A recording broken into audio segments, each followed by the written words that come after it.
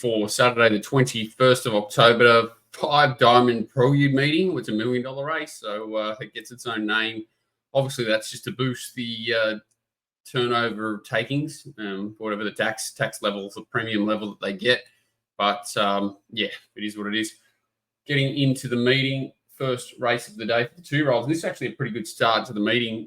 A pretty nice horse here in Shangri-La Express. Very heavily backed. Stablemate, the 300 was very easy in betting. Did pull up a bit shin sore, I think goes for a break. So that explains that. I think there are a couple of others in the race. Slow Out and Slow to Recover, a gender setter, and it was probably the main other excuse in the race. But getting into the race itself,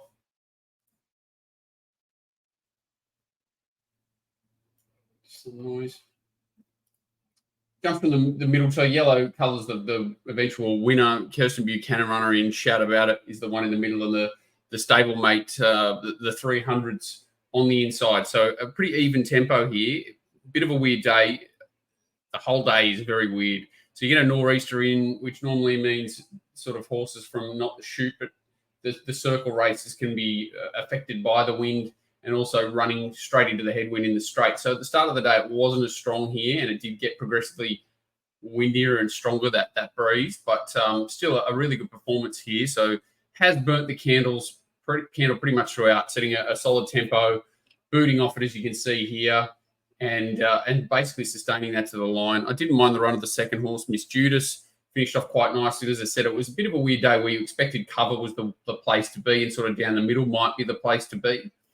But it kind of didn't work out that way. In the fence, in the run, seems like it was a pretty good spot to be, and even up on speed wasn't too bad, sort of running into that headwind. Did play havoc with the times, pretty smart times, sort of having that downwind out the back straight and then into the wind. So reverse the tempos a lot of the time. Looked like we got a lot of fast tempos, but that was mainly because of the wind. So the middle part of the day where we had the most extreme tempos, probably just after this race, is when the wind was quite strong. And then towards the end of the program, I think it might have died down a bit. Well, it did die down a bit. So that explains a lot of the weird tempos, and we'll do our best to sort of dissect the meeting. But as I said, I think this horse is a horse to follow in the future, potentially. Shangri-La Express, one trial leading into this. Did a good job there, but certainly under race conditions showed that it was a pretty talented horse. And fastest last 200, third fastest last 400 of the day. One, a product of the wind not being as strong, and two, I think a pretty good performance. Lamentum's probably the other horse that was worth talking about to some degree in that race. Just sort of got lost out the back and ran home into third, the Kieran Ma runner down the outside here. I didn't think it was too bad. There was some money for it too. So keep an eye on it from the future. Decent kick-off. And as I said, the pattern probably against it, considering the way all the races were run. So certainly not sacking Lamentum off that effort. Race 2 is the highway. So Who Dat wins the race. They do go quick here, even though the tempo is certainly strong. They do go quick here. So the leader, I think, is called Phil. It doesn't do a bad job to hang on. There is a bit of carnage late. Probably the main failure of the race was Amaranth, who was the second up off a shortish break and a decent run first up. There were, plain runs from Bellman, and I am good at this as well. Matthew Dunn doing a really good job. Aaron Bullock doing a good job. Settles in the 1 out, 2 back position. Is it 1 out, 1 back position here? Should know this. Who Dat? Yeah, no, it's here. It's 1 out, 2 back. FaZe Angel, who runs second, is on the fence here. Lord de Sanamo is definitely pace assisted back in the pack. The leader does a good job to hold on. We'll just sort of fast forward. So Who Dat coming down the middle here. Sort of was hard ridden coming to the turn. We'll see Devotion runs into a bit of trouble. Amaranth runs into a bit of trouble, but pretty plain late. Not a race I want to spend too much time on, to be honest. I'd just be very careful about any horse that's closing here. Who Dat certainly had its chance and wins well enough. This is Devotion sort of getting through the inside there and checked and held up, gets the line okay. But none of these horses are really doing anything before the storm gets out late. None of them are really doing anything. They're getting home really slow here, even into a headwind. They're getting home really slow. So Phased Angel continues to race well. Field was not a bad effort. If it went back in grade, you would entertain it for sure, especially on a leader sympathetic surface. No big knock on who dat, but certainly every possible chance. And these horses that sort of ground home into third, fourth, yeah, they've certainly been pace assisted. The ones down the outside wouldn't be getting over carried away in any of the runs in this race, to be fair. It wasn't a bad race, but certainly enough warning signs to be a little bit scared of especially the ones that were out the back and did no work in the run.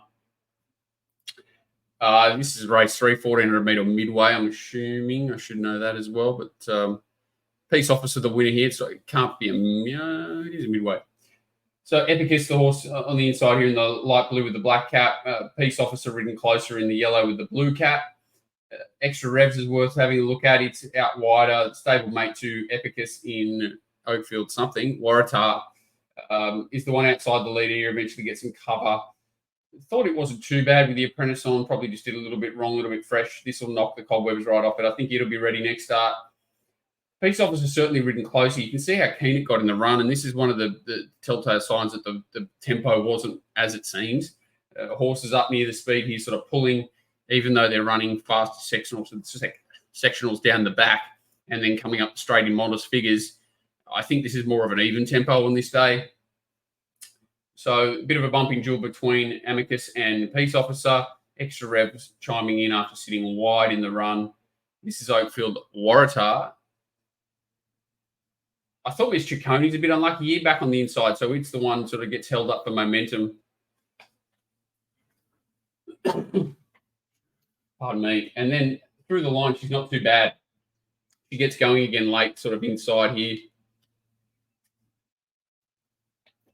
And through the line, thought she was a bit of a forgive. Victory Lane down the outside was okay. Oakfield Arrow was okay down the outside. Extra Revs covered ground. I think this form sort of lines up. And Satnus is probably the horse we missed here. Had to work and sit outside the leader. I don't think they went too crazy, and I think that's a sign of it. I like Satnus as an honest horse, but a really good measuring point because he doesn't really fluctuate his form too much. He's just really honest, hard fit. So his level is his level, and he's run to a very similar level, which says this race is just, an okay race. The winner's done a good job, ridden upside down, a bit keen in the run, no real huge excuses for too many of them behind. Miss Cicconi, a bit of a forgive, Epicus, a bit of a forgive, and Extra Revs, a bit of a forgive. And that form will probably tie in with that form. It'll tie in with a similar race at that level. Stroke of luck here. I mentioned a little bit that I think the O'Shea stable are turning around their form a bit. They've probably been uncharacteristically a little bit quiet, strike rate a little bit down on what it normally is. And this is a sign of a stable coming back into form. They've had a few winners this week, a few unlucky runners that have run well, not sort of hiding as well as the stable is going. Again, a fast tempo here, much faster than the previous race. So I do think this is an above average tempo, but not as savage as what the times suggest. Race overall is okay. I thought the win overall was pretty good. So this is Stroke of Luck, fall back the outside. Marquess, the obvious unlucky runner, sitting wide, no cover throughout. Promises Kept was a little bit plain here, but again, the tempo is pretty strong. The leader drops out a touch. Pieros doesn't have much luck. Queen Setter was okay. Queen Maker was okay. Caboche looks like it's going to run into the race and peaks. Gantaran out back second last. Probably the most pace-assisted runner in the race. Never in the race. Gets home okay for third. And Raging Bull, who had that perfect run sort of back on the inside and gets a nice run through, as we'll see in the straight. Again, not a lot to report here. Stroke of Luck only second up. Certainly can go on with it. Promises Kept is a forgive, I think. Second up, sitting outside the leader over 2,000 in a solid tempo. Marcus was certainly a lot fitter than Promises Kept and a good effort and a forgive. As I sort of said, Caboche lines up like it's going to do something and knocks up late. Pia Rossa didn't get a chance to build his momentum, sort of got chopped out and went okay, but he's pretty one-paced average. He's sort of horse to find. And Gantaran certainly had its chance, got the track up and sort of said never really looks the winner, but Chase is okay. I think all merits with the winner here. It's got all the upside. Raging Bull, as good as it can possibly go there. Not a bad run, but nothing too flash. I think there's more upside in the winner. And I thought he got quite tired late in there and he hit a bit of his merit that a bit of hidden merit in the win, considering I think he sort of put them away quite well and then certainly looks like he's tied there and can improve off that. Just have a quick look at Raging Bull form. Yeah, so he's had 6 runs, 1, 2, 3, 4, 5, 6 runs back. 29 days between runs last start when he was having his first start for the Minavini stable, and that was certainly a much improved effort there. So he's doing a good job with it, Mark Minavini, but still needs to probably find a little bit more to well, he doesn't have to find a lot more to win a race like that, but certainly had his chance there.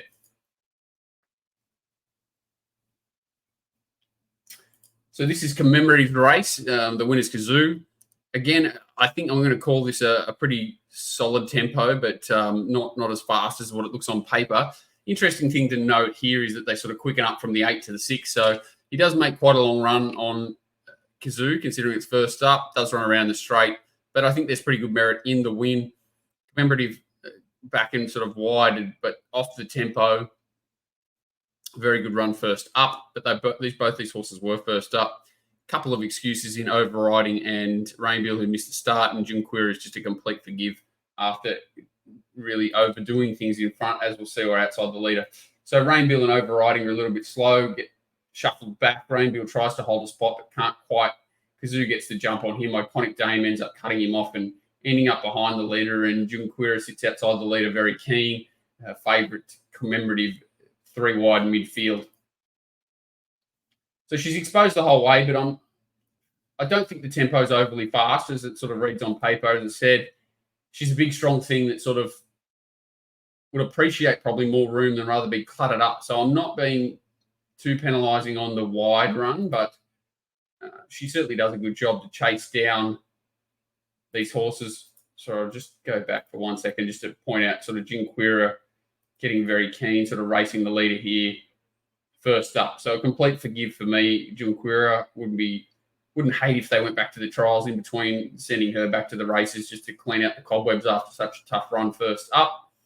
Rainbill pokes its head through and does get balked when it looks like it's building momentum by Kazoo, who runs off here in a second. Don't think it costed the race or anything like that, but certainly put it off its game and costed a bit of momentum, and I didn't hate the effort of Overriding coming through late first up as well, but certainly no moral beat or anything like that, but I think it can build off it into its prep.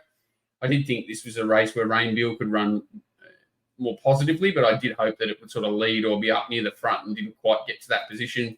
It may be an ex-prep horse as well. So I think this horse Overriding can improve into the prep, completely forgiving Junqueira. Excited to see where Commemorative lands next start and what she does in this preparation, and certainly no knock on Kazoo, and whilst she still has a few quirks, as we saw earlier in the straight, whether she spotted something or has just a few tricks up her sleeve, her effort's pretty good here. And again, probably hidden merit in it, considering she did that quirky sidestep and was still able to hold off a pretty talented horse in Commemorative, despite only being first up. Don't know why I shut that, but we'll get it back up now. Race 6, and this is the return of Dashing Legend for a new stable. It's joined the John O'Shea stable previously with the Hawks team. 2 really nice trials. Perfect running transit here. But again, a very solid effort. Time overall is good. Probably a slow tempo, you'd call this, because they go out just above average and then come home just below. But that's quick for the day. And this is sort of a crosswind, and then they come into the straight where they're sort of into the wind. So it's not as downwind out the back. So I'm just going to call this an even tempo. Say most horses had their run from a tempo perspective. Leader here is the mighty Walking and Talking. It went okay without your blessing outside the leader. That's Jetabil, who sort of looms up after sitting wide and nearly looks the winner, and before peaking on its run and getting beaten quite a distance. So not sure about whether this is a good run or how week late it is. It's sort of dicey. It's a few things to sort of point out here. I'll go back a little bit. So Stromboli's the horse in the Aldemonte colours, the white with the orange and the spots. Sorry if it's not what the colours are. I am colourblind, but I'm doing my best in predicting. Contemporary's the one behind it, sort of cops a bit of a check. Again, they're really passive on Mars Mission early here, gets shuffled back into an ordinary spot. Missed the boat here talking about other horses. Smashing Eagle has been really flying, ridden stone cold and travelling and left for one run. for whatever reason, Preble sort of decided to get a bit antsy and got the horse keen in midfield and didn't finish off today. The horse on the fence is Another Cognac. Thought it was a bit plain, to be fair, from a nice spot. So we saw Stromboli sort of got checked and Contemporary cops a little check at the same time. They finish off okay, sort of get past Jetabil, even though it looks like it was going to nearly win the race at the 200-metre mark. Ends up getting beaten 3.5 lengths. Stromboli gets going late. Contemporary gets going late. Mars Mission gets low and going late up the inside. Able Willie gets going from the back, given an ordinary ride, Smashing Eagle. And the winner, first up, Big Weight, did a good job. Nice and solid win. So a little bit went its way, but I think it does have good improvement. I think the race overall, what you see is what you get. I think this, again, form will feed a similar race. Dashing Eagle will be probably forced to go up a level because of its it carries 61.5 here. So you'd say to get probably 4 points, 5 points, something like that. So it'll end up with something like 64 in a race like this. So it'll probably have to go to a benchmark 88 and find something similar. And it's certainly capable of being having improvement to be competitive in that race. All of these horses, Mars Mission, Contemporary, Stromboli, Without Your Blessing, even Jetabil, deeper into prep. Probably the horse you've got to be a little bit more scared about how they place. It can line up in something similar, a benchmark 78 in this distance range and run well. Bit of carnage here. This is race 7. Unspoken eventually leads all the way. A pretty good ride from Andrew Adkins to take up the running. Again, a really slow tempo, I'm going to call this, because of the way races were run on the day. The wind may have been easing off a touch by this stage, but still, you can see that they're very bunched early. No one wants to lead, and Adkins takes the initiative to take up the front, and a good decision. Horses back in the field that were unlucky. Wicklow's dragged right at the back. Does get the runs up the fence, like the nice runs, and pinches ground. Everything else basically had its chance. Another ordinary ride on Wild Planet. Negative tactics on it. Didn't jump that well, but still sort of ridden back, and there is some carnage on the turn, which is what I'll probably have a look at here. So the two horses to keep an eye on here. Stu would say that Banju just sort of hit the fence itself. I thought he was tightened up, but in my opinion's not warranted. So here we go. Banju here. Looks like Elvis with the Banju in the green with the white. Looks like Elvis behind it. I'm not even going to attempt to say this horse's name. Gluthorn. Who's this behind it? Kerwin's Lane behind. Knight's Choice is an interesting horse heading to a race like the Golden Eagle. Wild Planet out the back. They're probably the main ones. New Mandate cops a little bit of a check on the inside here, and Wicklow blows the whistle and comes right up the inside. So there's the interference. Banju basically it's pulled up out of the race. Looks like Elvis a little bit of a check. Knight's Chance, Nice Choice. Looks like it's going to run a lot better race than it actually does. It was a bit disappointing personally. Unspoken's just been handed the race, grabs it in both hands and takes off. Race over. Political debate, even though it's set outside the leader. Every chance. Wicklow has to come against the tempo, but certainly got all the inside runs. It was a little bit flattered, I thought. Knight's Order, okay. And Knight's Choice was just okay. It's certainly going to have to find another gear. I think it was 1,200 or 1,100 straight to 1,600, so that's never an easy thing to do. And can improve off this run, but certainly does need to go into a race like the Golden Eagle potentially. Not much else to report there, I didn't think. Race 8. Decent result for my subscribers here. Flumming the winner. Very lucky to win the race, but it is 25-1. The other horse I liked in the race was Catelli. And you can see just no positivity early on this horse. You can see it sort of doesn't jump super, but the positivity for horses like Waterford to settle in front of this horse is just ridiculous. And this horse, I sort of expected it to be in a position like where Palmetto ends up, probably outside it in the Waterford position. Gives up way too much ground, ends up widest runner. Certainly not a great ride on Catelli. Water goes forward. I actually thought one of the runs of the day was in this race. So it's super helpful. Who won again at big odds last start. It's out here outside Converge. Just totally outgraded here. Sits wide on what's a pretty solid tempo, I'm going to call this. They certainly do get along a bit. Palmetto's had the nice run behind the leader. All these horses up on speed had their chance. I thought Detonated Jack back on the inside gets its chance. Waterford gets its chance. Democracy Manifest is dragged out of the race back to last. Runs on okay, but pace assisted, and he's always a bit of a nightmare. Faulkner Park's back here with cover. on the back of Super Helpful. So you see Super Helpful is quite keen, restrained, 3 wide, chasing all the way, and then into the breeze in the straight the whole way. No cover at any stage. Yeah, he waits his I think his run's pretty good here. St. Lawrence, I thought, has its chance. Water goes up in front, sets too fast a tempo. Conversion not going well. And Altivo is pretty disappointing. But, yeah, we'll get to the straight now.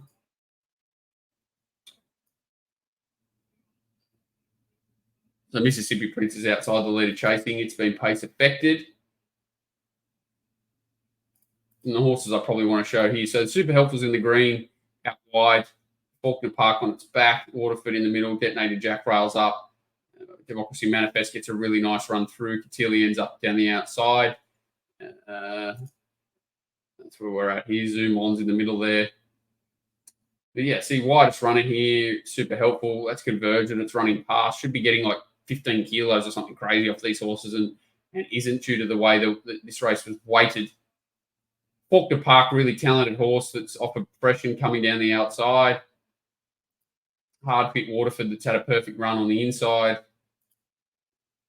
Detonated Jack, here it is through the middle. Democracy Manifest getting through the outside. So even though he's had a wide run and done things wrong, you can see he still wants to stick his head out. This horse Super Helpful. Certainly races closer to the speed usually.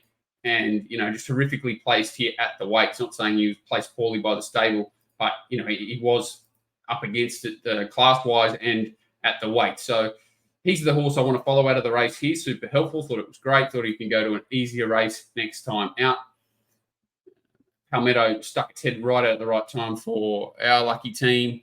Waterford was okay. Detonated Jack was okay. Democracy okay. Faulkner Park okay. Thought St. Lawrence was a bit weak late considering the run it had. And, yeah, Water goes just a bit keen. And hopefully that's not showing signs that he's at the end of his preparation with the big dance to come. But a bit hard to have, super confidence in him considering how well he's been going. And he's normally a bit tougher than that. So even though he set a fast tempo, I thought there was a few worrying signs there for Water goes.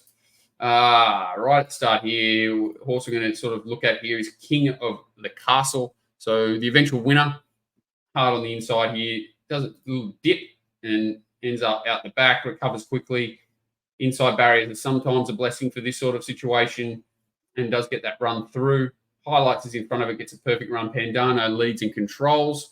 This is one of the slower run races of the day and a very weak race on paper too. So I'm saying this is a slow tempo, even though, it's a fast tempo on paper, but they've gone very slow, come home slow. Overall, the race is very average. That's why it's a slow tempo. So it's not a slow tempo because they've quickened off I'm saying it's a pretty even tempo, but very average race is what I'm going to say. Outside the leader is For Valor, who goes very poorly. Behind the leader, Highlights, Lock, Eagle in the 1-1. So all these horses are basically perfectly in perfect positions throughout. So King of the Castles, 3 back the fence, Highlights in front, Pandano in front of it, and Lock Eagle in the 1-1. Flying Crazy gets its chance. Other runs I thought worth highlighting here. I thought Lions Roar was really good. Doesn't go around a horse, but I think this horse needs 2,000 metres desperately, and I think it's flying. Spangler, not too bad. There's a horse out here called Rogue Bear. I thought its effort was good considering it was completely outgraded and can go back in grade easily. It was coming off a Tari win heading into this. Arameo was okay, but certainly a sign of the tempos being lying on paper is what I'm going to say this race, because the horse up on speed, even though it's a fast tempo on paper, showed that it was very hard to run on. So this is Lions Roar back towards the inside. Spangler here. This is Rogue Bear down the outside. 2 Australian bloodstock horses and the, what are they called? Should know that too. Another syndication place. Had plenty of horses. Usually with Sean O'Shea. Just like this horse is. Yeah, so I think it's the horse to follow for me out of this race. Lions Roar, it desperately needs 2,000 metres. If it gets to that distance range next time out, draws a gate, I think it can settle handier and be very, very hard to beat.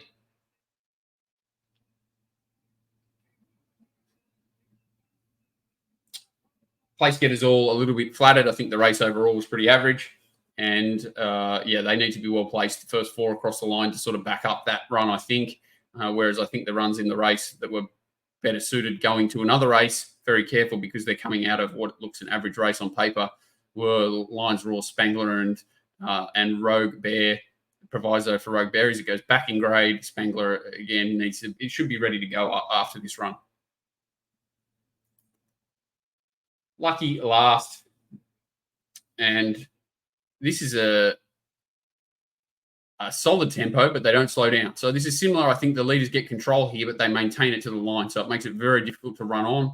The race overall, pretty smart time. I think the wind must have dropped off a bit here because the time is fast, but solid performance where they've sort of just gone a steady, good tempo throughout. That's what I'd say here.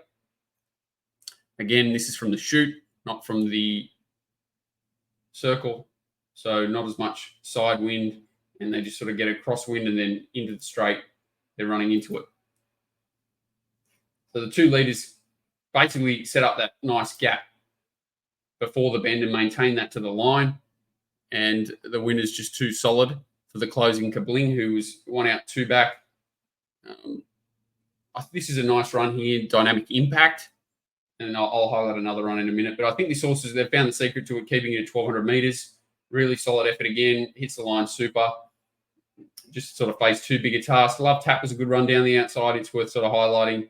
Prometo's okay. A bit of a pass mark. I think he just looks big and heavy, doesn't he? The horse that's worth looking at, I think, first up was Robusto. It's back in here, so it's in the Ingham colours. Sort of gets stuck in behind Pizarro here, trying to get through underneath. Palmetto gets checked there, sort of forced back, trying to find a run, loses momentum, tries to squeeze through a gap that's not really there, whereas Dynamic Impact's got its chance to sort of wind up down the outside and do its thing.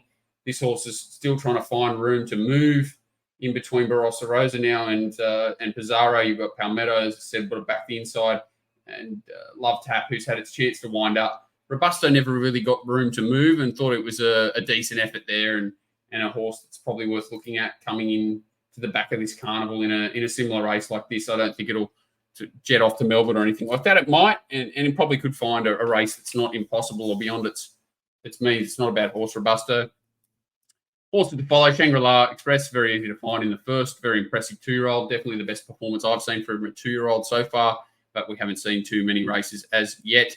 Super helpful in race 8. I thought was the best hidden run of the day. Back in grade, I think it can be very hard to beat.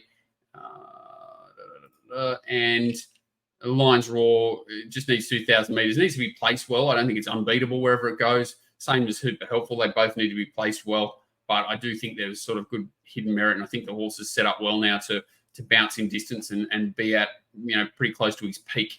Same for Super Helpful. I think they're both ready to peak at their next run. So not a very exciting day, but it is what it is. And we just we have a look at what's in front of us. Good luck, guys.